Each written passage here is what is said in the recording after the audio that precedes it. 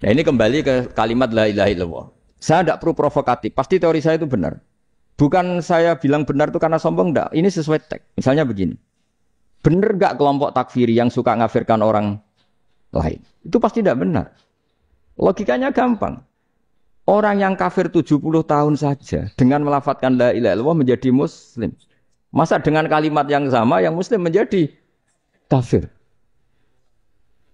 Itu logikanya kan enggak ketemu. Orang kafir 70 tahun untuk menjadi muslim disuruh baca apa? La ilaha illallah. Tapi gara-gara baca la ilaha illallah nyekel patok jadi kafir. Pertanyaannya loh, ini kalimat apa? Kalimat untuk mengkafirkan apa kalimat untuk mengislamkan? Karena yang kafir dengan kalimat itu menjadi Islam, ternyata yang Islam dengan kalimat itu menjadi kafir. Itu ketemu enggak? Cara logika itu kan enggak ketemu kan? Makanya cara pikirannya Abdul Hasan As-Sadzili, dan saya setuju pikiran itu. Istighfar ini boleh orang Jawa Timur protes karena kadang beda manhaj. Tapi jangan protes saya, protes Abdul Hasan As-Sadzili. Kualat mesti sampean. Mau ketua Torekoh napa? Sadziliyah. Cara madzhab Sadzili dan Anda boleh berbeda madzhab. Mencari khasnya wong kampus sing wani beda. Beda kapasitas lah pokoknya butuhe beda. Ben ketok pinter, ketok kritis tuh. Cara madzhab Abdul Hasan As-Sadzili itu gini Pak Rektor. Jadi istighfar itu baik. Tapi ba'da kamali tauhid, setelah tauhidnya itu benar. Alasan beliau masuk akal. Ketika ada ayat fa'alam annahu la ilaha illallah wastaghfir li dzambik. Bihadil kalimah. Jadi orang boleh istighfar itu setelah tauhidnya benar. Alasannya Abdul Hasan As-Sadzili begini. Qul lil ladzina kafaru iyantahu yughfar lahum ma qad salaf. Katakan kepada mereka yang kafir, sekali mereka tidak kafir, maka otomatis dosanya masa lalu diampuni. Pertanyaannya, yang bisa menghentikan kekafiran itu kalimat apa? La ilaha illallah. Dengan hanya melafadzkan la ilaha illallah Muhammadur Rasulullah langsung yufar lahum ma qad salaf, langsung dosanya diampuni. Berarti yang menjadi pengampun dosa lah, penyebab pengampunan itu apa? La ilaha illallah. Itu bahkan orang kafir belum istighfar. Di ayat itu kan Allah enggak mensyaratkan setelah la ilaha illallah istighfar baru diampuni, enggak. Asal la ilaha illallah langsung yufar lahum ma qad. Saya ulang lagi ya, jelas ya. Jadi qul lil ladzina kafaru iyantahu yufar lahum ma qad. Nah, sekarang iyantahu, mereka berhenti dari kafirnya. Syaratnya pakai apa? La ilaha illallah Muhammadur itu langsung yufar lahum ma qad. Artinya apa? Ghufranullah itu bisa didapat hanya dengan mujarrodut tauhid, yaitu hanya dengan melafadzkan kalimah thayyibah. Dan sahnya istighfar juga berdasar kalimah thayyibah itu. Misalnya gini, orang kafir sebelum Islam melafadzkan astaghfirullah, astaghfirullah, astaghfirullah, kira-kira diterima enggak? Enggak kan? Karena syaratnya istighfar ba'dat tauhid. Nah, makanya dalam madzhab Sadzili istighfar itu setelah la ilaha illallah. Karena cara pandang ya seperti itu. Jadi fa'alam annahu la ilaha illallah wastaghfir li dzambi. Jadi dengan kebenaran tauhid saja ini sudah cukup kita insyaallah layak diampun. Karena innallaha la yaghfiru ayyusyraka bihi wa yaghfiru ma duna dzalika liman yasha. Jadi orang yang tauhidnya benar itu bisa diampuni Allah asal tauhidnya benar. Itu Allah ngendikan liman yasha wa yaghfiru ma duna dzalika liman yasha. Dawe Imam Suyuti walam yakun liman yastaghfir. Jadi orang yang bertauhid secara benar meskipun gak sempat istighfar itu tetap potensi diampuni.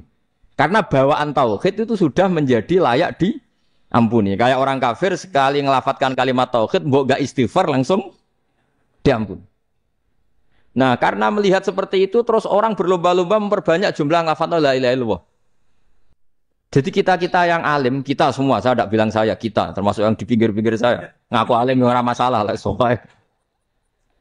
Kita semua yang alim-alim itu tahu bahwa la ilaha illallah itu super. Sudah bawaannya tauhid, juga punya kelayakan Nah, kemudian nasib kita agak sial. Malah kalimah ini dituduh bid'ah, dituduh khurafat. Mergo Nabi enggak pernah tahlilan, Nabi enggak pernah. Nabi enggak pernah tahlilan kalau diartikan Nabi ora tau maca la ilaha illallah, aneh gak kalimah ini. Nah, ini provokatif ini. Jadi ini sudahlah keanehan-keanehan ini kita terima karena ciri utama wali, ciri utama ulama itu wa udhu fisabili harus pernah disakiti. Jadi kalau Unisma sakit karo dituduh apa? Dituduh bid'ah itu berarti belum calon ulama. Calon ulama itu wa udhu fisabili harus disakiti. Jadi kalau kamu disalahpahami itu ya harus santai. Iya, termasuk provokatif tadi. Termasuk diatur tadi itu. Jadi kalau cara berpikir kan, karena mereka itu memang kalau kita turutin itu, memenya itu terlalu, kadang menghujat kita itu. Enak ya jadi GNU, ada orang mati, datang, kiainya dapat makan, dapat rokok, terus pulang. Gitu. Jadi apa, terus kita kayak tersangka, terus